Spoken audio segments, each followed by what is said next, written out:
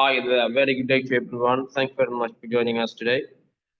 Tonight's topic is about the strategic talent acquisition. We talked about the traditional talent acquisition methods and systems and the process of, processes of companies in the previous class. However, those methods are outdated. Still, you could see companies they follow those methods as well for certain positions in the organization.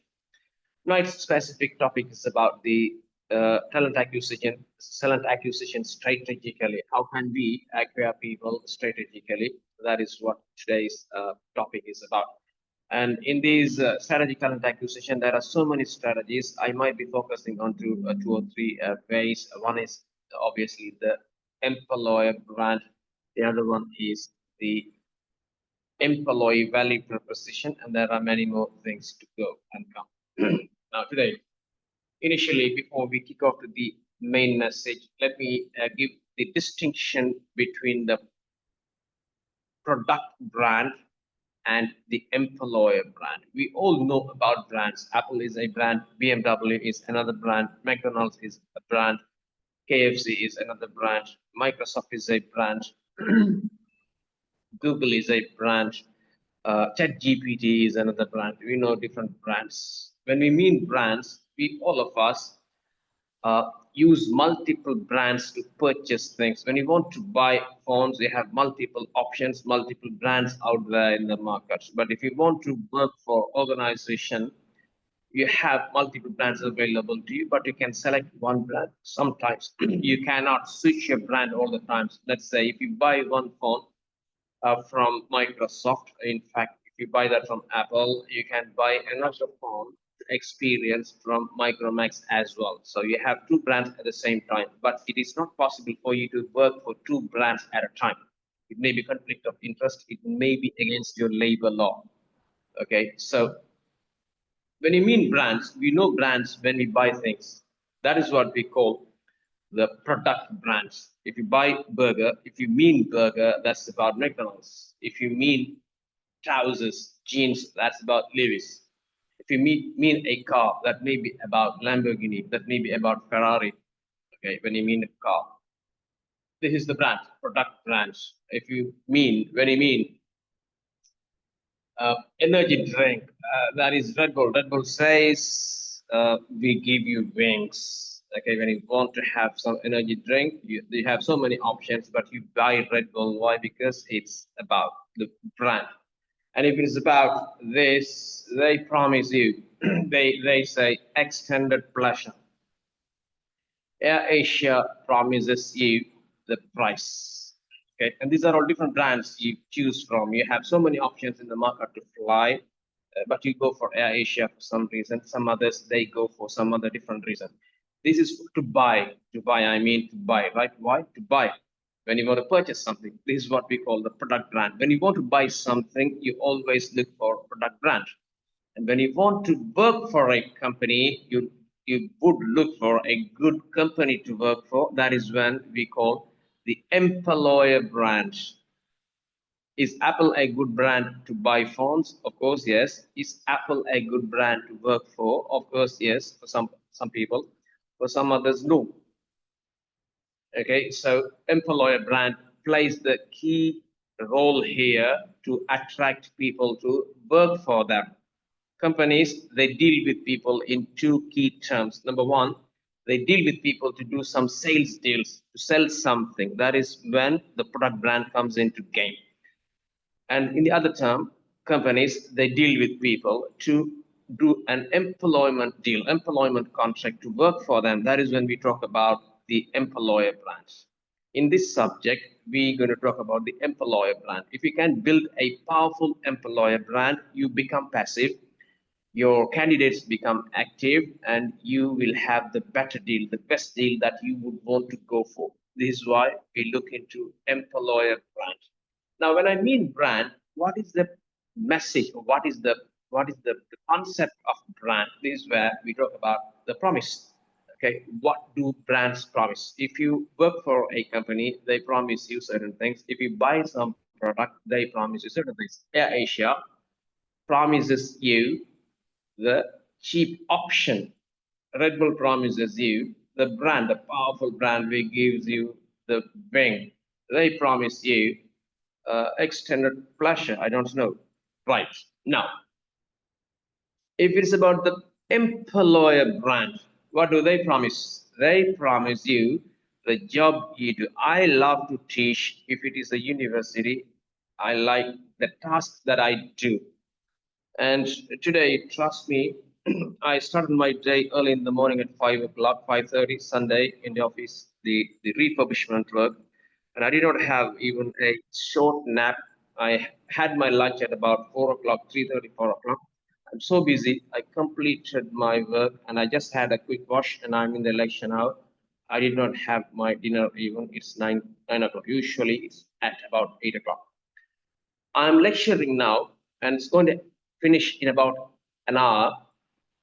If you give me another lecture after this for another 2 hours, I would skip my dinner and I would continue teaching this subject because I love it.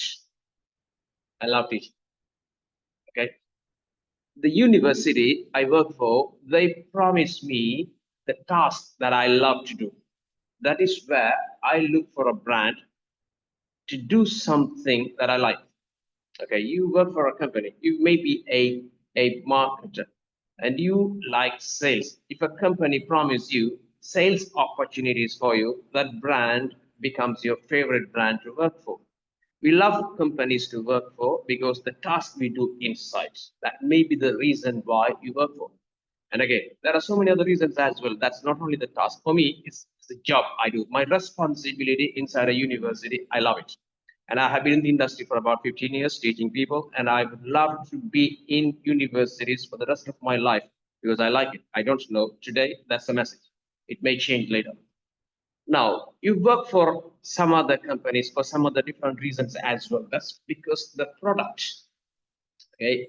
I tell you this. I had a friend in my university, and he works for a restaurant in the UK. So I had a chat with him, and I asked him, "Where do you work?" I thought when I met him for the first time in the class, I asked him, "Okay, so you're British and you're born here and you're a local person here. Where do you work?" He said, "I work for McDonald's." And I asked him, "Right, McDonald's is not for you. You're a local citizen here. Why don't you work for a company within your profession, within your studies, within your status?" Then he said, "I love to work there. The reason is because the burgers they make, I love it, and they give me free burger during my break and my lunch." So he works for McDonald's because the products. Okay, some others. Okay, that's another reason of someone. Some others they want to work for certain political parties. You become a Democrat. The reason is because your favorite politician is inside. You might know key celebrities, big celebrities in sports, in cinema, in big industries, they get the honorary positions in organizations. You might know cricketers, they work for big companies. They never come to the office. They don't have a computer. They don't have any table inside. They don't spend even 1 minute inside the organization, but they are the brand ambassadors. Okay, they work for the company, they get paid salaries, and they get the endorsement deals a lot. The reason why they get people to work for inside those companies is because to attract people to work for them as well. Let me explain this using an example.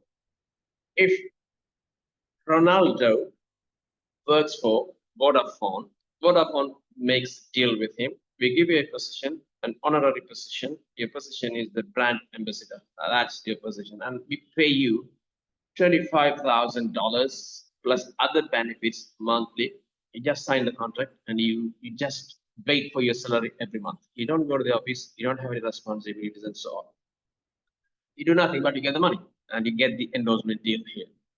Now, when Ronaldo worked for Vodafone, people would love to work for Vodafone. The reason is because they say, "I work for Vodafone and Ronaldo is my staff. I'm in the same payroll. I'm getting paid the same day as he gets paid." These are the reasons why we people work for. sometimes. And again, imagine if your girlfriend is inside one organization, you want to take a position next to her table, right? This makes sense. Okay, so we want to work for organizations for employer brands, and companies they build their employer brands using their tasks that happens inside the people they keep inside to work for your working colleagues, the product they sell. Sometimes they offer you some good offers. You work for Mercedes-Benz. The reason is because they offer you a company car as a Mercedes-Benz car. So it's difficult for you to afford a car yourself, to buy it yourself and drive it yourself. But if you work for Mercedes-Benz, you get a car, company car. And if you work for 10 years for the company, in fact, 5 years is enough. Usually, this is what happens. You work for Mercedes for 5 years, they give you a company car for 5 years. After 5 years, the car is yours. If you even leave the company, you can take the car with you. They transfer the ownership to your name. That's what happens. They give you a company car, 5 years, they lease the car. They make the lease, they pay the lease. At the end of your 5 years of time, the car lease is paid off. What you do, you take your car, they transfer the car name to your name, ownership to your name. So for these kind of offers as well, people want to work. My final message on this slide is this. We are talking about employer brand. If you have powerful employer brand, people would want to work for you. So we develop one, we become passive companies, and the people they become active. Now here I have a list of brand. What is it? Domino's, Little Chef, Burger King, Subway. There are so many to add to the list. These companies are selling almost the same thing: fast food, a pizza, burger, sandwiches, submarines, those kind of things. A person who could work for Domino's, he could work for Little Chef as well. Same way, same kind of work inside the kitchen. A person who could do burgers, who can make these Subway submarines as well. So he can work for those. So a chef or a person who has the talent to work for restaurants have multiple options. This is when companies start competing among them to get the right people. We always know companies they compete for customers. McDonald's is waiting for the customer to sell some burger. The same customers, KFC is also waiting for. So one customer, two companies. This is where we talk about the competition in the market for your sales, for your business, for your revenue, right? There's another competition companies enter into, which is the labor market competition. Domino's Pizza is looking for some set of people to work for them. The same set of people are expected by Subway as well to work for them as well. So companies they enter into competition when they want to get people to work for. This is what we call the labor market competition. Here, people have choices. If I'm a great chef, if I walk inside the labor market to find a job, McDonald's would come up there, Chef would be there, Subway, Burger King, you name it, multiple hundreds of options. And if I'm a great chef, if I'm a celebrity chef, if I'm not in the market for my cookings, my delicious dishes, companies would fight for me. When McDonald's offer one package, Subway would say, I would give you a better package than this because they compete. Okay. If you have a powerful brand over the others, your competition will be eased off. It may be easy for you. This is where we talk about the employer brand's power. Now, when you want to become strategic to acquire talent, we talk about the brands. Okay, your branding is built on three factors. Number one is your employer brand, employer image, the image. Okay, every personal you have an image. If you're a lecturer, you have an image in the market. People know, some of the people they know you, some of them they don't. Okay, you have an image, right? And your company image, when I mean company image, that's about the product. It's about the company's brand, employer brand, how people perceive you as an employer. That's about employer image. And how people perceive you as a product image. Okay. And then how many people know about you. If you go to the market, advertise and say ABC Limited from the UK looking for some sales staff, and in some other case, Apple walks inside and say Apple looking for some sales staff. Who do you want to apply for? Is it to ABC or Apple? ABC may be a well-known company for high pay, but you would still prefer Apple because you are not aware of ABC. ABC might have some good culture, too many holidays, too much of benefits and advantages. Still, you apply for Apple. The reason why? Because Apple is known and you are not known. Okay, so we talk about two brands in here. Employer brand, that's about the people's perception to work for you. The company brand, that's about your customers' perception to buy from you. With that, you have to make awareness. You have to be known in the market as a great brand in terms of your product and the employer image. If you build this, you become a powerful brand in the market to sell things, to recruit people to work for. Okay. If you can build it, you are strategically on top of the others in competition of acquiring your talent. Now, the next part is about the employee value proposition. What's this? Let me explain this to you using an example. Let's have a look at it. Now, you see, the employee value proposition is this. Okay. The employee value proposition is this. Let me take an example before I explain that in plain language. We'll have a look at it. I'm taking two companies here. All right. Company number one is McDonald's. That's a restaurant. Company number two is Burger King. They both are competitors uh, in terms of their business, in terms of their product sales, and they both are competitors in terms of their talent acquisition as well. They compete in the labor market, they compete in the sales market as well. We are talking about the labor market. When McDonald's has some vacancies to work for, Burger King also might have some vacancies. They both go to the same market to find people to work for them. When they go, okay, I'm talking about some big higher positions in McDonald's, maybe the area manager, regional manager, country manager, those kind of positions, let's say, right?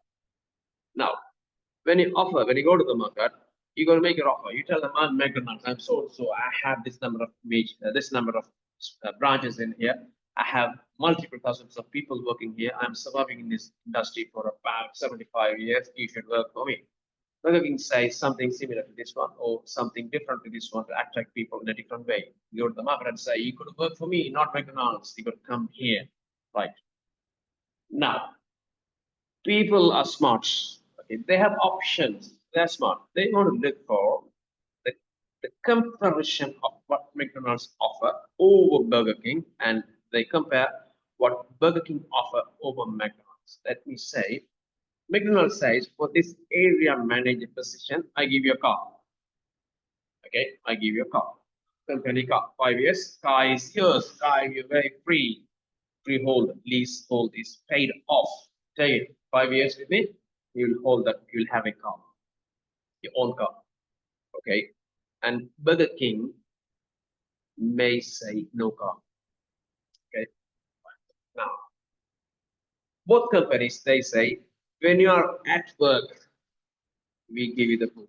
Free lunch, free supper, free break food, free dinner. So you work for us. Burger King also say the same thing. When you work for us, you can grab what you want, eat what you want, our chips, our burgers, our zinger burgers, whatever, you just have it. Okay, right. So Burger King and McDonald's, they offer the same thing. So earlier, McDonald's said car, Burger King said no car. They did not promise that. And both of them are promising burger, right? But now, McDonald's says we offer you a laptop, and Burger King also says laptop for you as well. If they give you, we give you better configuration with your laptop. And McDonald's says we give you company accommodation. Burger King says, okay, So an employee is comparing what McDonald's offers for this position with Burger King based on the offer. Based on the comparison, they'll make a decision either to go McDonald's or Burger. Now, when you see these studies, when you study this, you got to make sure, what do I offer? What can I offer to my employees to attract people? Okay, right. Let me explain this. Right, I have said what McDonald's offer and Burger King offer, and I'm going to talk about the preference of employees. Okay, McDonald's offer car, Burger King doesn't, but the employees, your potential employees, they prefer cars. If they prefer cars, you offer that. Okay, so I can offer a car. My employees prefer that, and I offer it. Okay, I can offer burger. Burger King also makes the offer burger as well. During your break time, you can grab your food. If they offer that, you never offer it, right? Do you know why? If I offer cars, I'll get the employees preferred myself than Burger King because Burger King is not offering cars. But if I offer burger, Burger King also offering the same burger, and if I offer this to my employees, it doesn't make any sense to them. They would say, both of them are offering the same thing, and I can work for it. Either company is not a problem. So you offer what your competitors are not able to offer, and you never offer what your competitors offer. Okay, so first point, you offer something to your employees what your competitors are not offering it. Okay, and you never offer what your competitors offer because that doesn't make any sense. It will be a cost. Okay, now the next thing is you don't offer anything which your employees not or employees are not preferring. You never offer that, right? Let me explain this to you. Here, you offer a car, okay? Your employees are, they prefer, then you offer that. Your competitors are not offering it, so you offer it, okay? In the case of laptop, you can offer, Burger King can also offer, but employees, they don't want it because they already have the laptop, so you don't offer that either. If you do this, you can easily attract people to work for you. Let me summarize this message. It's a little confusing. Let me come back again. You offer something which your competitors never offer. Okay, that's the first law. The second law is you offer you don't offer something which your competitor also offer. It's a cost for you, so you don't do that. So you do this, you don't do that. And the next thing is you may offer something if your employees, if they don't have any preference for it, you don't offer that either because it doesn't make any sense. You may offer a laptop. They would say, who wants a laptop? I have it already, so no point. Okay. If you follow these three rules, you will be offering something unique that your employees are looking for, which your competitors cannot afford to offer, and that is the preference of your employees as well. This is what we call the employee value proposition. Okay, you said it, you become powerful in the market. You offer something to your employees that your competitors never offer, and you offer something that your employees prefer. Done. Okay, this is what simple understanding of employee value proposition, but this is not simple as I explained here. Okay, now what do you promise? What do you promise? When you mean promise, all of you might have in your mind that money, salary, how much? Okay, when you go for an interview, the HR manager asks you what do you want. You immediately say salary because money is the big problem. You want the money. You're talking about the money before everything, on top of everything. Fine. Now, that's not the case of everyone. I explained this to you. IBM is a software company and hardware company as well. They produce multiple physical hardware and software as well. This company get lots of people to work for. There are so many applications waiting on the queue to get some job. And what do they promise? You promise something in your branding, employer branding, to get people to work for. And what do you promise? It's not about the salary. IBM doesn't pay the highest price in the market. If you compare this, there are so many other companies, they pay better price than IBM. So that's not about the salary. IBM never promise you the work-life balance. If something goes wrong, if some bug attacks your software, you cannot go home until you sort it out. You have to work day in, day night. Okay, you have. There is no life. There is no balance. Okay, you have finished your work and you go. So it's about what are the promise? It's about solving the problems of the others. Technical problems, we solve it. That is why we will go. That's the promise they make. Okay. Let me explain this to you using this great example, a traditional, in fact, an older, ancient example. Read this message. Men want for hazardous journey, small wages, bitter cold, long months of complete darkness, constant danger, safe return doubtful. Okay, so they say all the disadvantages of this position: hazard, small wages, bitter cold, long months of complete darkness, constant danger, safe return doubtful. But they promise one thing, which is about the honor when you come back. If you come back, you are the man. Okay, this is about traveling to the South Pole in a voyage.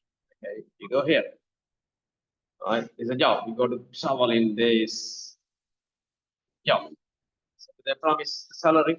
No, but they get so many applications to travel in this. They want to work for this. Why? Because this is about the promise. The promise is what? They give you the name. Let me tell you a real world example that happened about 5, 10 years ago. You might know there was a lady, an Indian origin, that she was working for NASA. Her name is Kalpana Chawla. The mother, family, kids, she was an aerospace engineer, scientist. And she went on a space trip for some scientific research or something. When they were about to land in Colombia, the shuttle bursted and she died. Okay. Now, she knows, an engineer of this field, she knows when you take off from the earth, the sky, to the Mars, the moon, your return is doubtful. The price they pay for is not worth it because you have family, your kids, you are the matters in this world, and so on. Whatever they pay is not enough because you take the life risk, your return is not guaranteed. Still, you choose to go. Why? Because if you land safe, you are the lady of the world. That's why. So companies, they never promise you all the times with money. They promise you different things like this. Okay. This is what we call a strategic approach. You promise something your employees prefer. I don't mind lecturing. I'm talking about myself, in fact. I don't mind lecturing, making free lectures a lot. It's not about money. I like it. That's all. They promise me some decent crowd, some decent number of people to listen to what I say. That's all I want. I go lecture, right? So the promise is not always the money.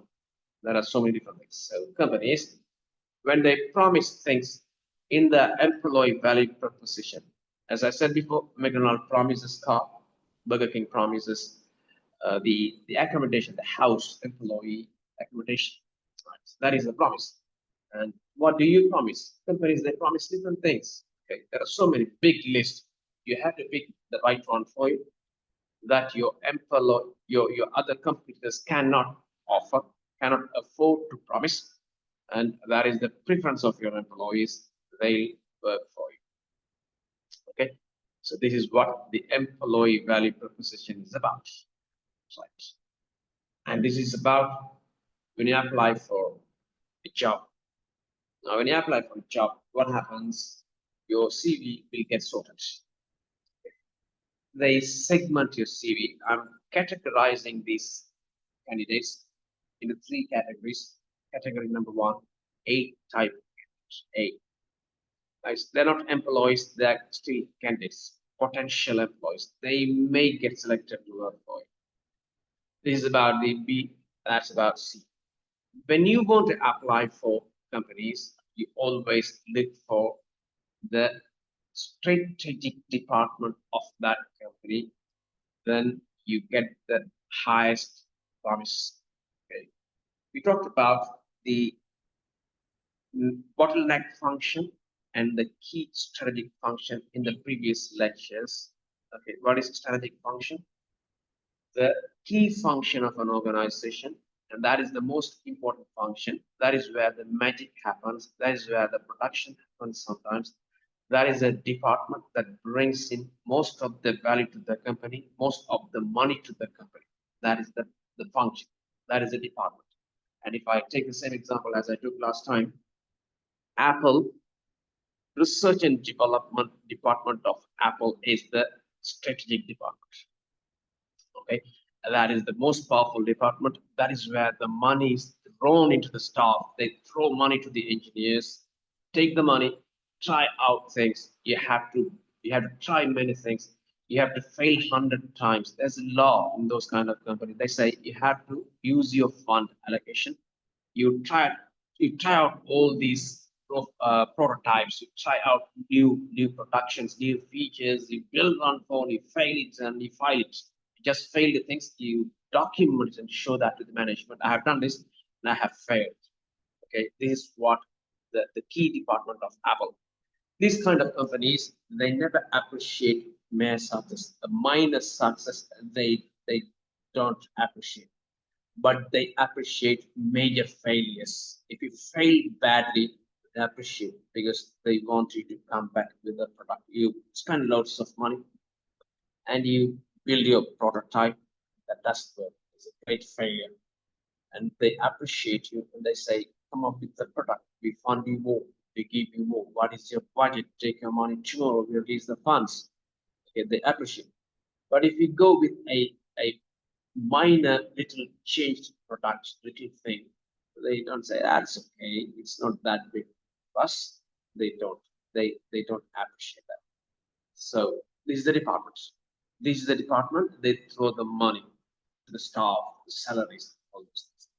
Okay, so the company you work for, the company you want to work for, the company you want to set for yourself, you got to look into the key strategic departments, and then that is the department that brings in the money. Now, having said that, let me come here. If you apply for a company, your connection to the key function, if it is closer to that department, your chances of getting selected is very high. Okay, if you are a research and development engineer, you are very likely to get selected by Apple. If you are a powerful purchasing officer, you are very likely to get selected by AirAsia because their strategy is to sell things for cheap. So they want number one purchasing officers to bring the cost down of their purchases so that they can give the best price in the market to the customers. Okay. So depending on the position you apply for, if your position is connected to the strategic department of the organization, you will be in the top corner where your position is here. So you're connected to the high strategic department and your potential is also high. You're here. Now the point is, if you are positioned by this HR department in this corner here, you will be called in for interviews very next day. Okay, because they know you have the potential to get selected by the others, right? Big, powerful candidates, the companies, when you apply for, they never leave time to make a decision to call it. They call you immediately and say, offer is ready, interview is ready, your car park is ready. Come and park your car in front of the office. Walk inside, someone will be waiting for you to receive you. Walk into the boardroom straight away. We take the interview, and the offer will be ready by tomorrow. Today interview, tomorrow start a job. That is how it works. So if you want to test your experience, apply for a company and see how they treat you. Okay, some companies, if you are a powerful candidate in the A column, A quadrant, or A area, they work with you very fast. Okay, interviews will happen today. Offer letter will be sent to you in the evening. The seat will be ready for you tomorrow. You can start the position. Day after tomorrow, they work very fast because they know if they don't do fast, you will be lost to their competitors. And they are so transparent. They tell you exactly what happens inside the company. They tell you this is the position, this is the price, this is the responsibility, this is what you do. You do nothing more than this. Exactly what you do, what happens in that organization. They speak to you with transparency, okay? And they appreciate everything that you want as well. This is the positive candidate experience. Okay, the negative candidates, you apply and you wait for months, nothing happens. And you apply, you might get the offer, they don't tell exactly what is inside. When you go inside, only you will realize. Okay, so for yourself, apply for a job and see how it works. Thank you very much. I see you in the next lesson. Have a great evening.